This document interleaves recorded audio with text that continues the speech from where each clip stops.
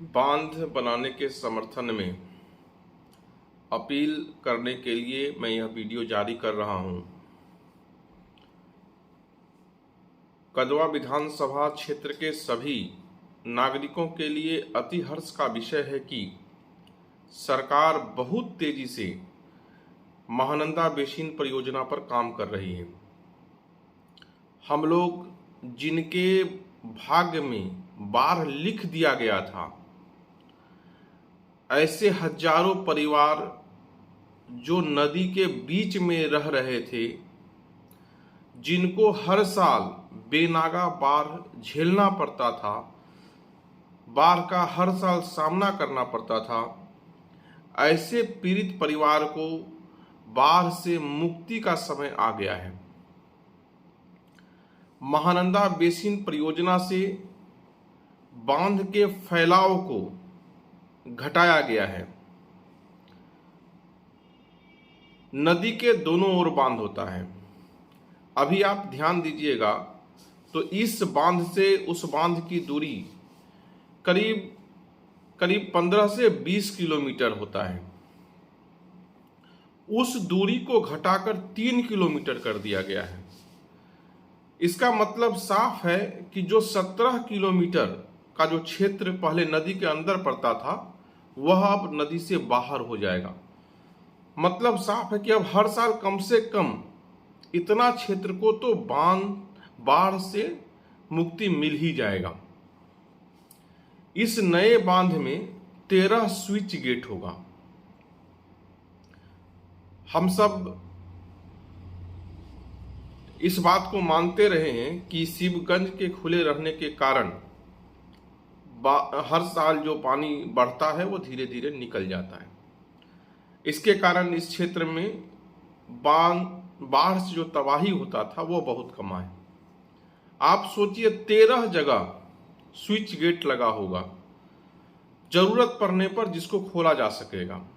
वह ऐसा जगह होगा जहां से कम नुकसान होगा, नदी का कोई धार होगा, कोई नया नहर बनेगा। तो इस प्रकार देखिए तो 13 जगह शिवगंज जैसा खुला हुआ बांध आपको मिलेगा।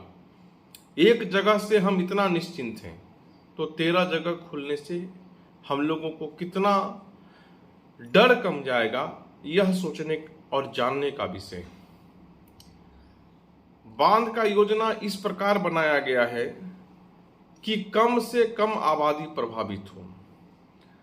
जब बांध कहीं से बनेगा, ऐसे भी आप देखते हैं रोड बनता है तो कुछ ना कुछ घर टूटता ही है, लेकिन यह कम से कम हो उसके लिए प्रयास किया गया है। यह बहुत बड़ी बात है। जब मैं विभागीय इंजीनियर से बात किया, संजय बाबू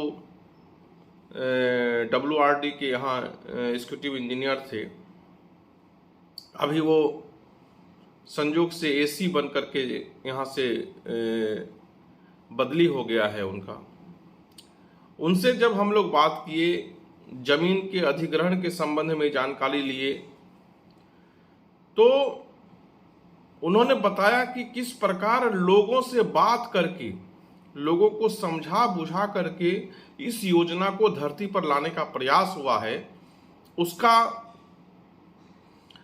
प्रभाव आपको मुआवजा लेने वाले लोगों में दिखेगा कि सब में एक प्रकार का संतोष है कि हाँ, यह बहुत बड़ा अच्छा काम के लिए किया जा रहा है। हो सकता है छोटा सा नुकसान किसी न किसी को होगा ही, और उसका आजकल जिस तरह से सरकार भरपाई कर रही है वह नुकसान नहीं, एक तरह से सोचिए तो फायदा है। लेकिन ये बात जरूर है कि जो पुराना घर है उसको छोड़ना या उस जगह से हटना हर के लिए दुखदाई होता है।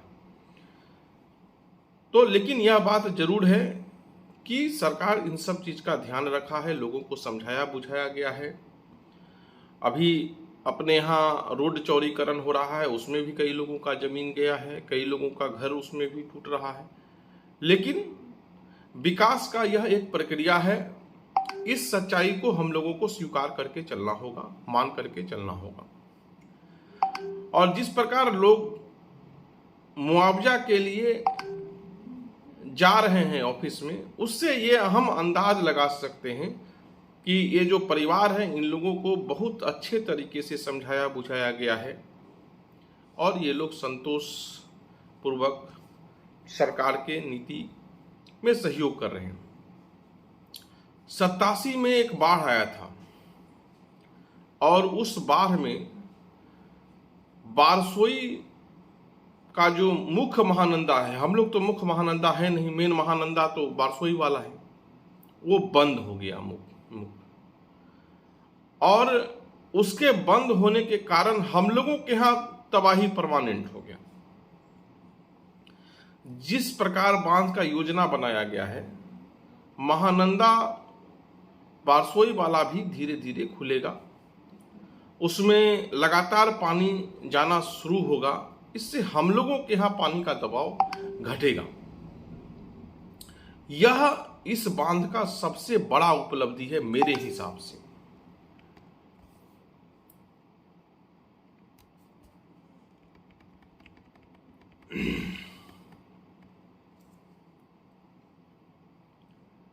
हमको कई जगह से ये जानकारी मिला है कि कुछ लोग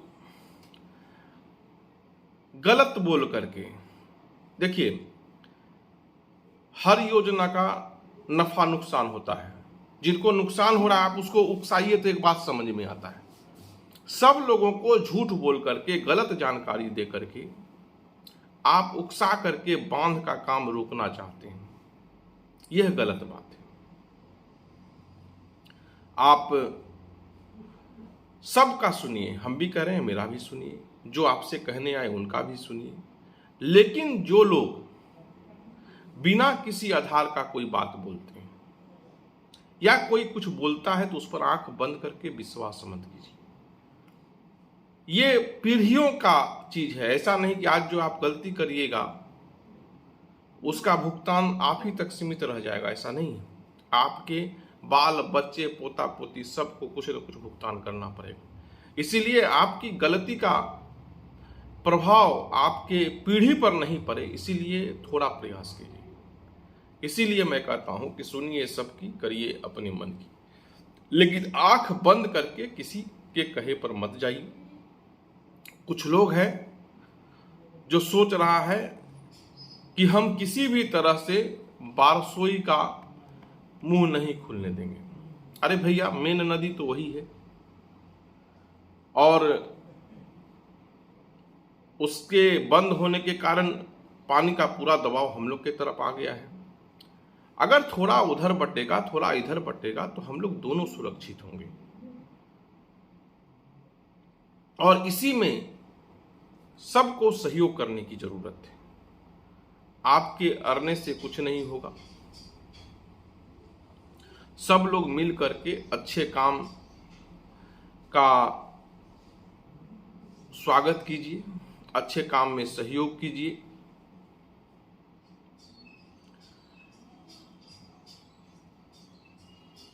मेरा उन लोगों को कहना है कि जो लोग बांध बनाने के खिलाफ हैं, इसके खिलाफ साजिश कर रहे हैं, सबको हम निमंत्रण देते हैं, खुले मंच पर आकर बांध की उपयोगिता के संबंध में बहस कर लीजिए। इससे क्या लाभ हानि है उस पर बहस कर लीजिए, पूरे भीड़ के सामने बात कर लीजिए, हजारों लोगों के सामने बात कर लीजिए, लेकिन बहस में तथ्य होना चाहिए।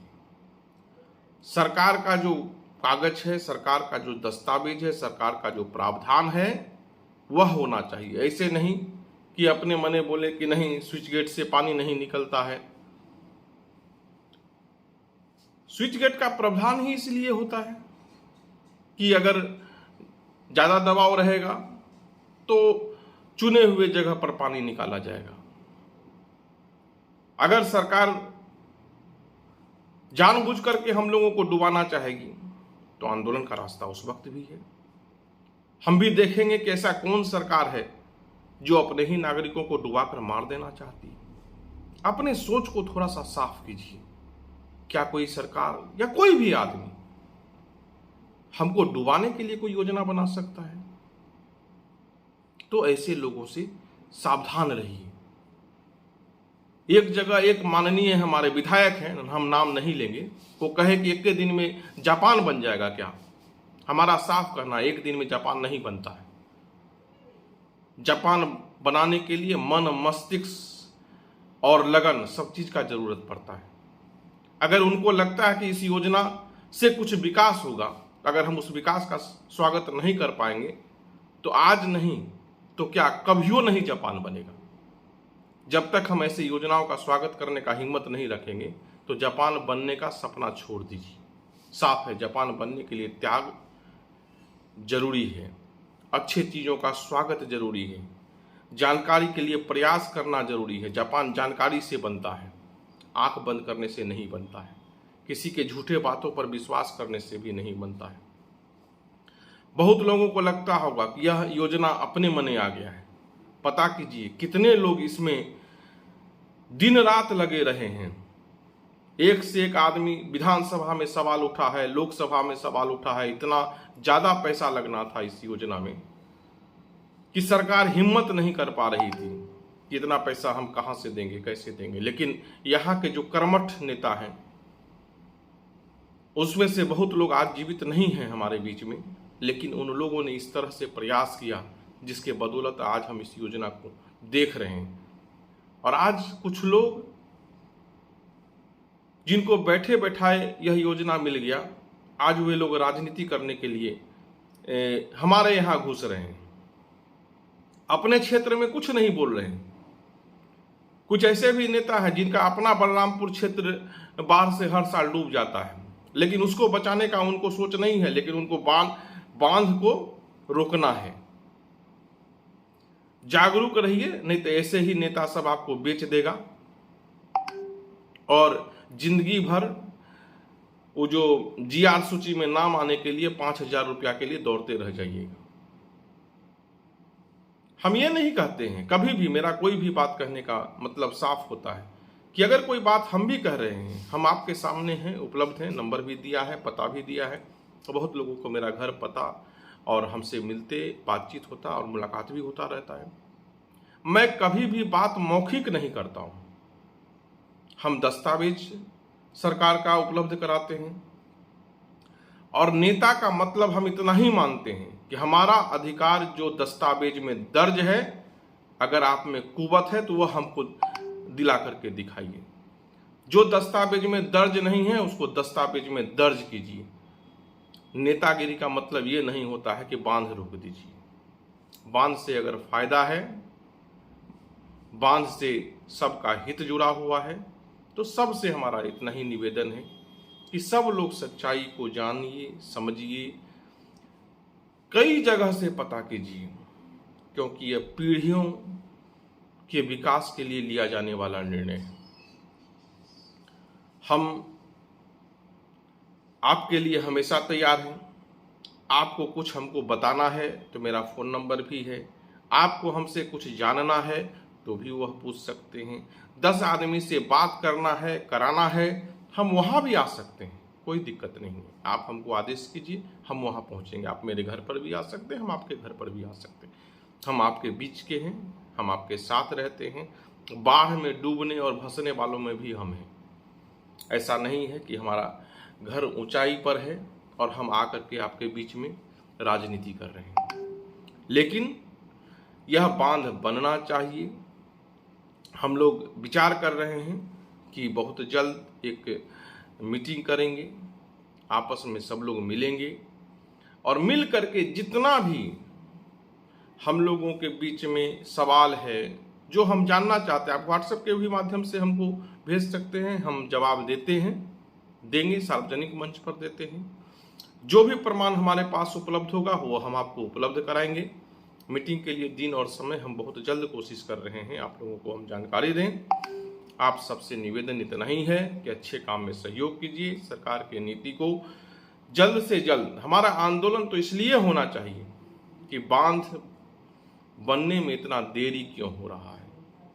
चारों फेज जितना जल्दी कंप्लीट होगा, हमारा भविष्य उतना ही जल्दी सुरक्षित और सुनहरा होगा। इतना ही कह करके आप सबको मेरा नमस्कार, मैं आशीष कुमार सिंह, हसौना रोड, सोनाली, कटिहार, बिहार 855114। मेरा मोबाइल नंबर है 7004976359। आप सबका बहुत बहुत धन्यवाद।